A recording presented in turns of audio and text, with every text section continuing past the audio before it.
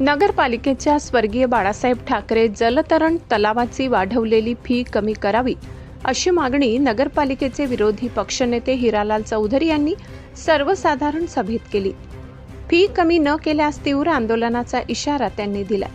नंदुरबार नगरपालिकेची सर्वसाधारण सभा आज नगराध्यक्षा रत्ना रघुवंशी यांच्या अध्यक्षतेखाली घेण्यात आली। यावेळी उपाध्यक्ष प्रथमेश चौधरी, मुख्याधिकारी राहुल वाघ यासह सत्ताधारी व विरोधी पक्षाचे नगरसेवक उपस्थित होते।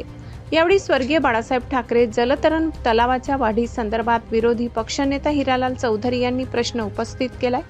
पूर्वी या जलतरण तलावाची वार्षिक फी 5,000 होती, ती थेट आता 20,000 करण्यात आली असून दैनिक शुल्क 50 वरून 100 रुपये केले आहे।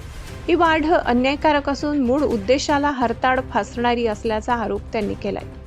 नाशिक महापालिकेत वार्षिक फी 6,815 रुपये असताना नंदुरबारमध्ये 20,000 रुपये आकारणे चुकीचे आहे। तसेच पालकांना बागेतून प्रवेशासाठी वेगळे 10 रुपये द्यावे लागत असल्याने दररोज वाद होत असल्याचे त्यांनी सांगितले।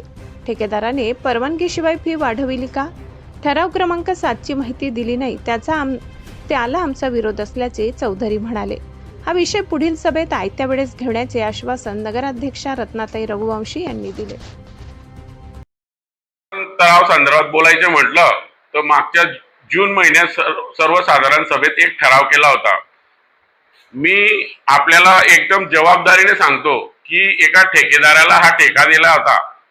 या ठेकेदाराने पैसे न भरता नगरपालिकेची थकबाकी न अदा करता हा गायब झालेला आहे।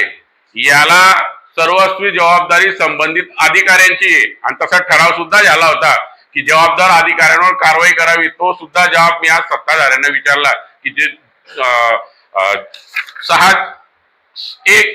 1 जून रोजी जो जनरल बोर्ड मध्ये ठराव झाला त्याच्यावर काय कारवाई केली, गोलमाल उत्तर देण्यात आलेलं आहे। या संदर्भात सुद्धा आम्ही लवकरच प्रशासनाला जाब विचारू, नाही तर कायदेशीर, कारण की तो नागरिकांचा पैसा आहे, सर्वसामान्यांचा पैसा आहे।